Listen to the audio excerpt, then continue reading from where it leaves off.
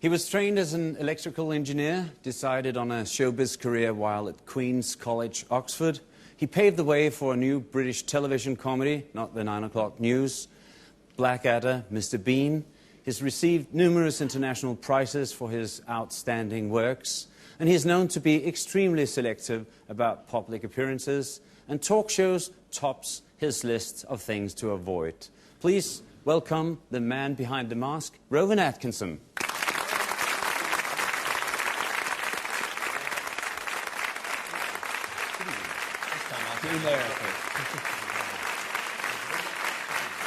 This time you take the sofa.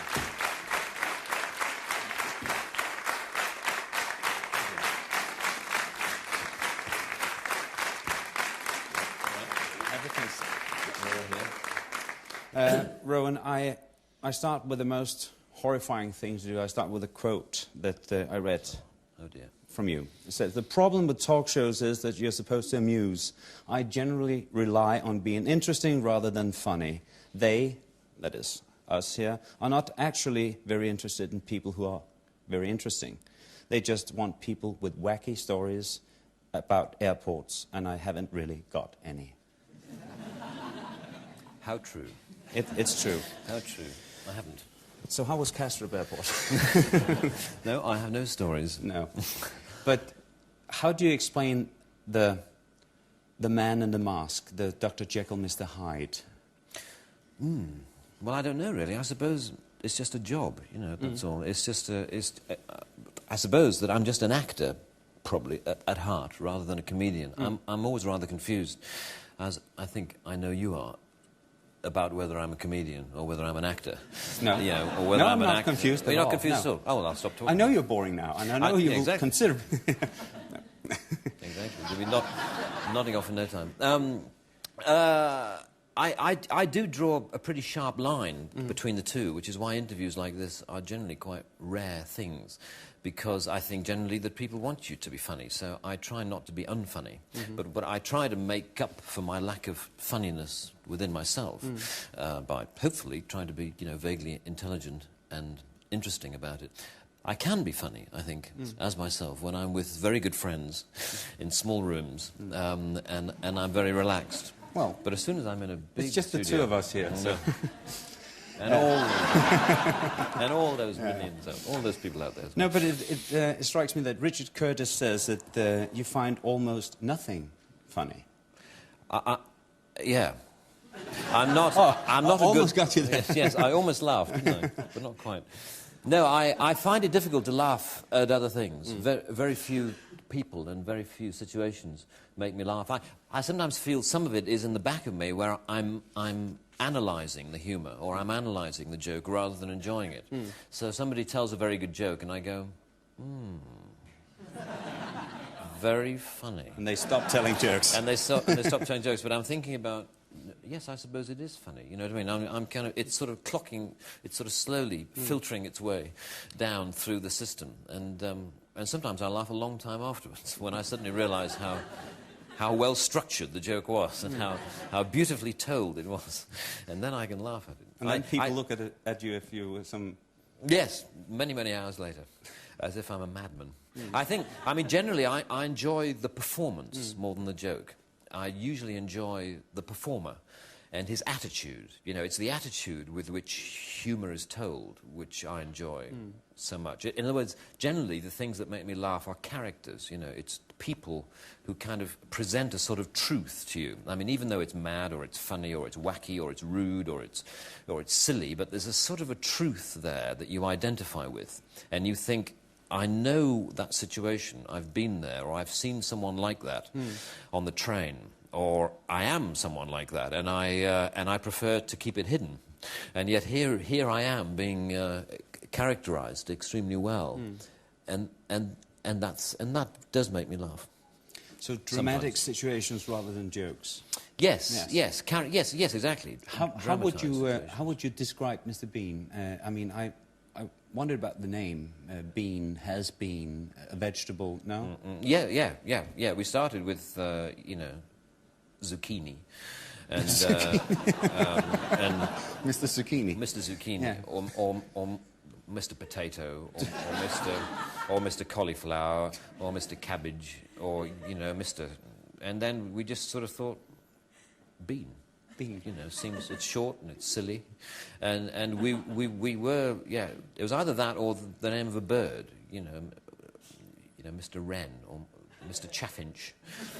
But, you know, birds and vegetables tend to be the funniest names, they say. Birds and vegetables.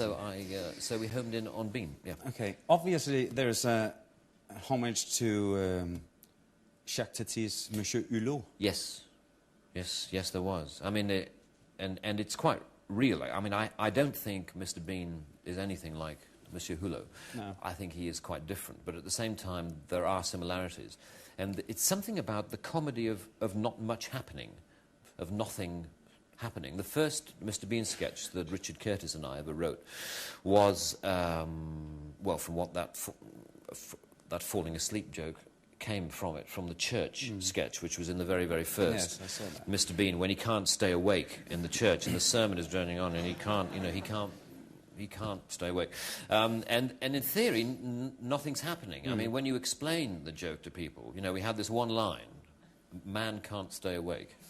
That was the script. And it takes 10 minutes. And it takes 10 minutes. Right. And you read it and you think, well, you know, it might be funny, but what's funny about it? And what's funny is the sort of truth of it, is the fact that you can see yourself there and you think, yes, actually, you know, if I was slightly less self-conscious and slightly less aware of myself, if I had slightly less self-control, then I would be like Mr. Bean, and I too would be on my head on the floor with my feet in the air.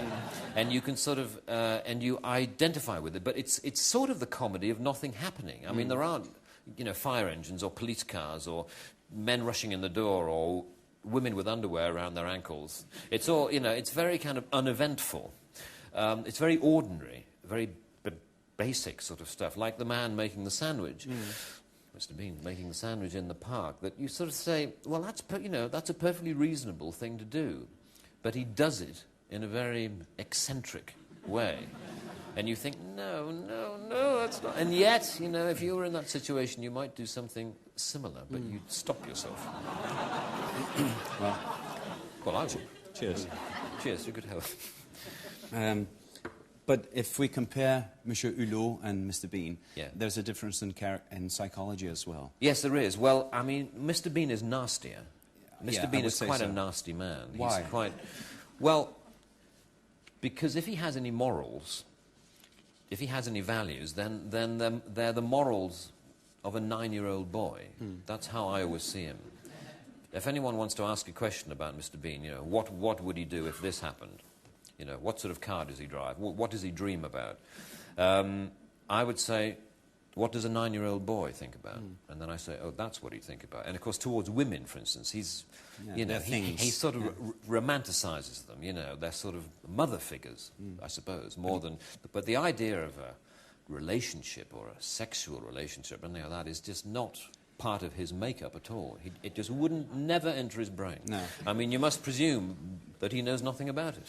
You must presume that. No, but the good thing about nine-year-old kids are that they have parents to kind of control them. Yes. Mr. Bean is totally... He's an orphan. Yes, he's an orphan. He's a child without parents. Yes. And of course, we haven't given him parents. We haven't given him any family.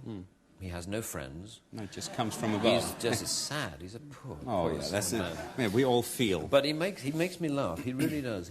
I mean, of all the people that I've played or tried to create, there's something about him that gets to me, that sometimes I can, when we're rehearsing or when we're trying to write and we're thinking of situations, and you think, yes, that's just what Mr. Bean would do, and it makes me laugh. But it's funny, the more alien, the more malicious, the more cowardish he is, the more we laugh. Maybe from fear, I don't know. We asked one of the more well-known Bean watchers to give his opinion. You can see it on the screen here. I think it's very clever in as much that it translates worldwide because of the lack of dialogue.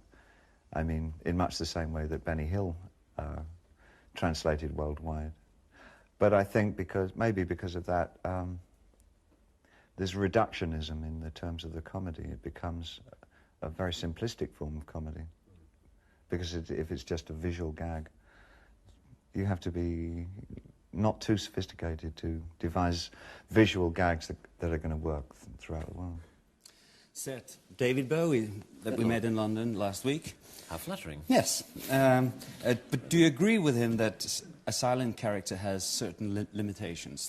Well, yes, generally visual comedy, because it's so accessible, because it's so obvious, really, it's so simple, which is why, you know, children from the age of 3 can enjoy Mr Bean. And people aged 85 and 100 can enjoy Mr Bean. It appeals across a very broad age range, but particularly to the very young, because it's so simple, it's so manifest. There are no words, and there are no literary references. There's nothing subtle about it, I'm afraid, in the end, and that is the limitation. In the end, particularly, you know, if we live, as we do, in an educated society, you know, we read books and we enjoy words and we enjoy word play and we enjoy literature, then I know a lot of people, for instance, who like the Blackadder, which was full of words and full of silliness and metaphor and great long, ridiculous, eloquent dialogue, expressions of simile and all sorts of, you know, complicated English, basically, complicated words.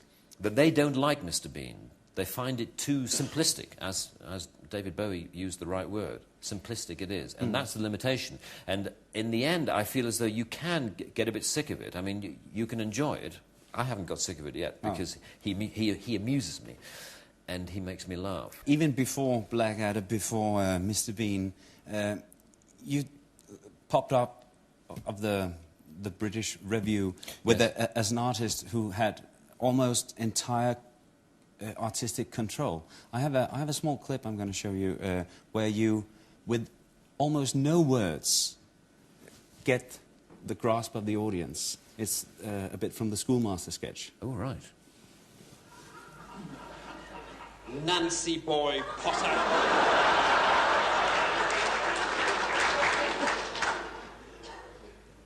Nibble.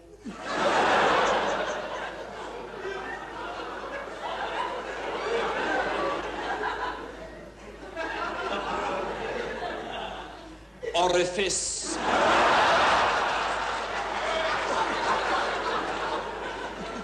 Plectrum. Poins. Sediment. Soda. Ta.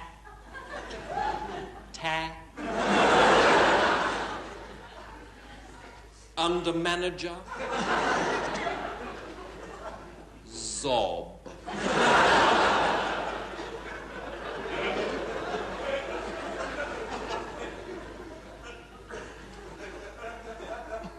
Absent.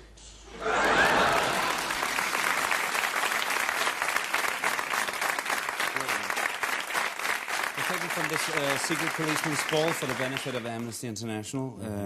And with this kind of material, you kind of set the example of a new British comedy. They talked about the new John Cleese, the new Benny Hill. Was it difficult to be a comedian in that post-Python period?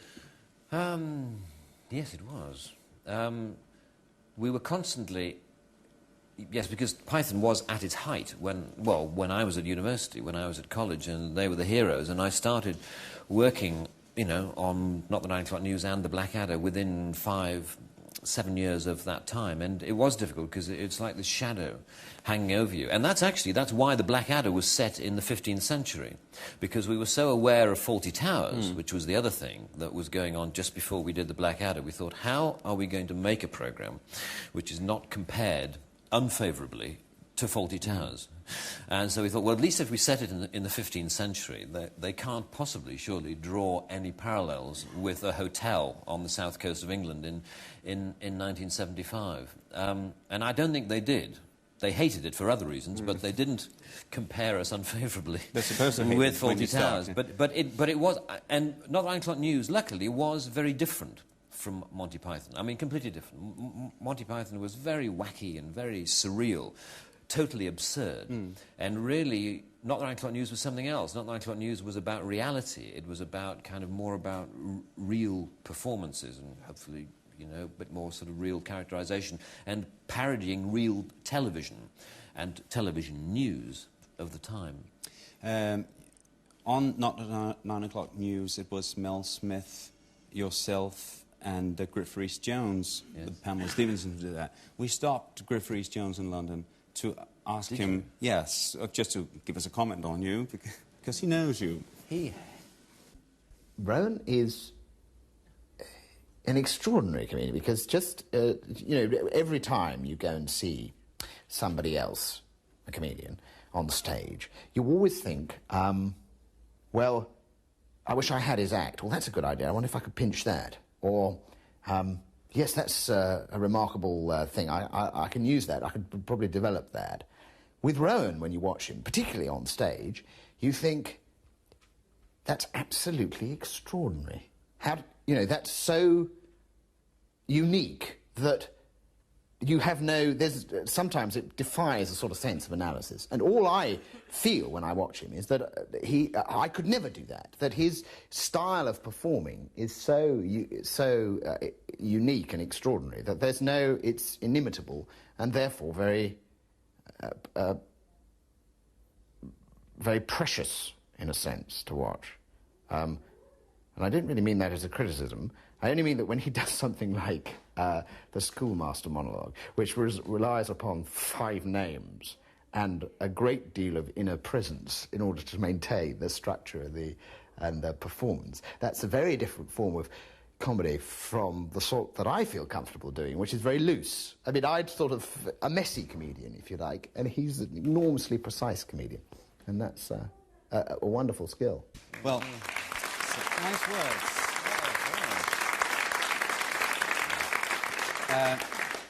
How did a messy comedian from Cambridge and a perfectionist like yourself from Oxford happen to work together?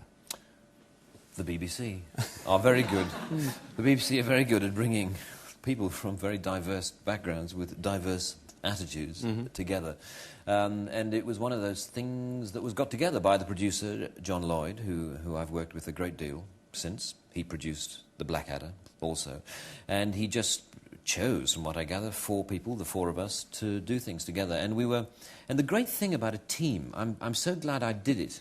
I was going to do a programme by myself at first, at another television station, and I made one programme in which I played 3 different characters, and that's what I was going to do as a series, just me, you know, the Rowan Atkinson show. Yeah, it looks nice. and I was very scared about the Rowan Atkinson show. It didn't seem to me to be the right thing to do at that time. And I thought I'd much rather do something in which I'm just a little bit more in the background, in which we can share the responsibility, the team way. Share the responsibility, and if it's good, you all take the credit, and if it's bad, you say, it was him. He was bad, I was fine. When you did not, TV was the target, also the TV interview was. Do you mind if I call you Elton? No, it's fine. Good. Well, Elton.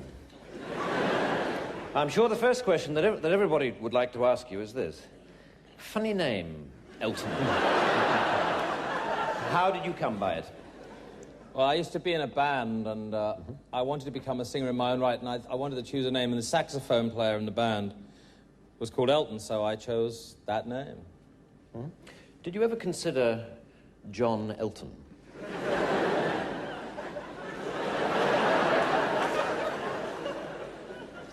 No. You didn't? Okay. Right, well, let's start with those early albums, then. One of which I believe was called simply Elton John. Yes, that's correct. And you didn't feel awkward with the name at all? No. You didn't feel that people might say, wait a minute, they mean John Elton. They've cocked up the record sleeve and printed the bloody name the wrong way around. You didn't think that? No, I thought it sounded great, and, you know, I thought people would be more interested in the music rather than the name.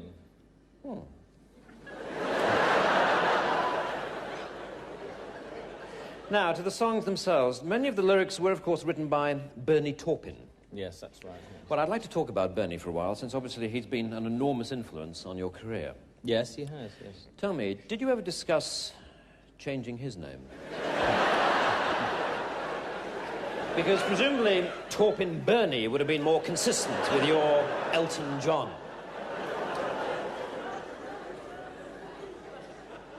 Look, do you want to talk about the old songs or not? All right, the songs. The old songs. Your song is a classic, isn't it? Yeah, it's quite popular, yes. Well, there is a verse in that song in which, talking about the eyes of the person that the song is about, you sing, "Excuse me for asking, these things I do. You see, I've forgotten if they're green or they're blue." Yes. What I'd like to know is this. Is it this sort of chronic forgetfulness that led you to forget that Elton is not, in fact, a Christian name at all? It is a surname. And not a very attractive one at that. Well, I had some questions to ask him. Relevant ones? And he found it difficult to answer them. Yeah, he did, of course That's all he I did. can say. Where will Mr. Bean's escapades end, do you think? You're not tired of him We yet. had an idea, but should I tell you what the idea is? Yes, please do. No, I don't know. Okay. Yes, all right, yes, I will. It was this idea for the last, which we may never do, the last episode of Mr. Bean, is that he's driving along a country lane extremely fast in his Mini, and he sees this spaceship landing in a field, and he stops the car, and he looks out, and he thinks, what's that spaceship doing there? And he drives into the field with his Mini, and he stops outside the spaceship. And he looks around, and he looks up, and suddenly the door goes... and this bright light comes out of the spaceship. And Mr. Bean walks out of the spaceship. Of course. And then another Mr. Bean walks out of the spaceship. And he sees Mr. Bean, and they all shake hands. And Mr. Bean says, hello, how are you? And then 25 more Mr. Beans all come out of the spaceship, and they all pat him on the back and say, you know, very nice to see you. And then all the Mr. Beans go up into the spaceship, and he shakes hands with the captain and the guy on the bridge. And then the door goes up, and the spaceship takes off. And that's the end of Mr. Bean. So thereby, kind of, but we may do it. We may do it. It's a kind of silly idea. I mean, there is this idea that he may not be of our world. He may be from another place. I believe he is. Then I won't have to ask you about the future of British comedy. What, because I'll be gone? Yes, well, so you wouldn't be able to answer that. No, I'll be out of there. I'm going to ask you 5 quick ones. Oh, that's me. The nasty part, yes. Do I win any money if I get them all? No, you still owe me £5. Oh, yeah. I know that you hate... You know I hate... What was that? I being missed asked 5 questions. I was just a face. You have a lot of faces. Nothing exciting. Okay. Which of your many faces are your favourite one? Probably one of Mr. Bean's. Just that sort of lost. Okay. Somebody lost. That amuses me. Is that because you feel mostly connected to that feeling of being lost? I feel for him. Yes, I do feel for him. I feel for his loneliness. Yeah. Are you a loner? Is that the second question, or a follow-up to number 1? Am I a loner? No, I like being alone for some of the time, but most of the time I enjoy being with people I love. Oh. That's nice.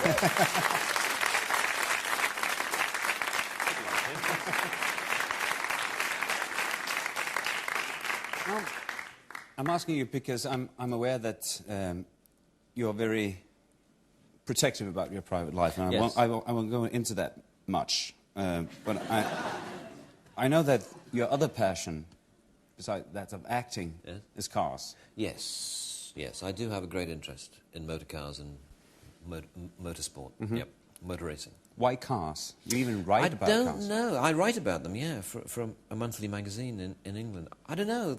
I've always loved them. I think it's being a farmer's son that I was, that somehow you grow up with machinery and tractors and combine harvesters and on the land, and there's something about machinery that I've just always enjoyed, and there's something, it's a great release, driving, actually. But if you yourself were a car, what kind of car would that be? If I were a car, Yes.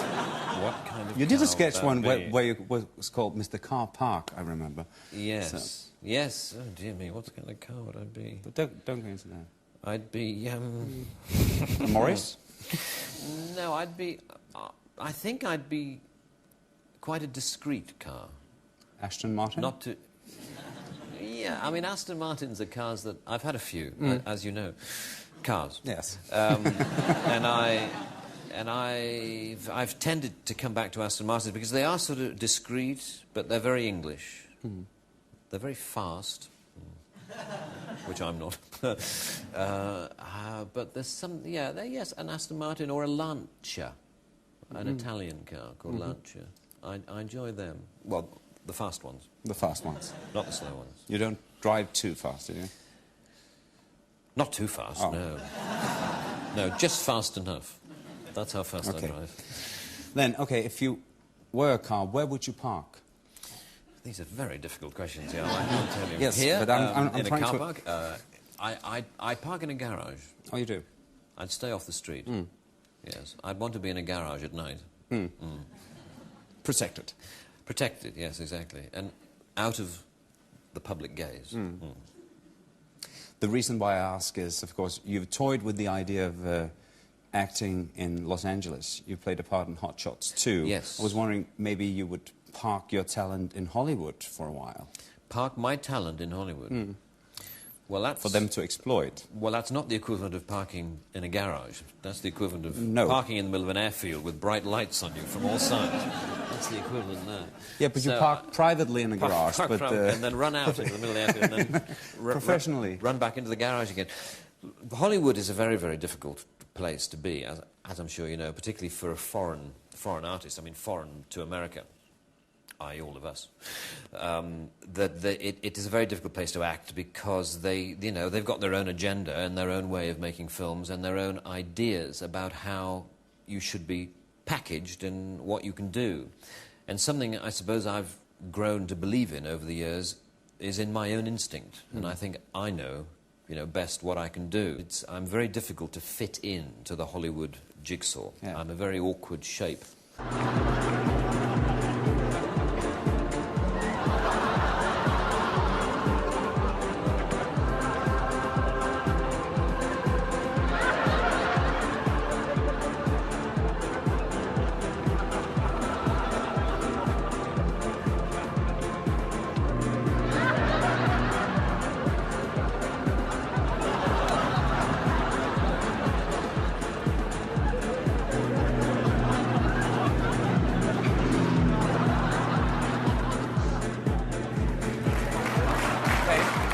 Very nice meeting you. Thank you very much. Have a nice trip back. Rowan Atkinson, ladies and gentlemen.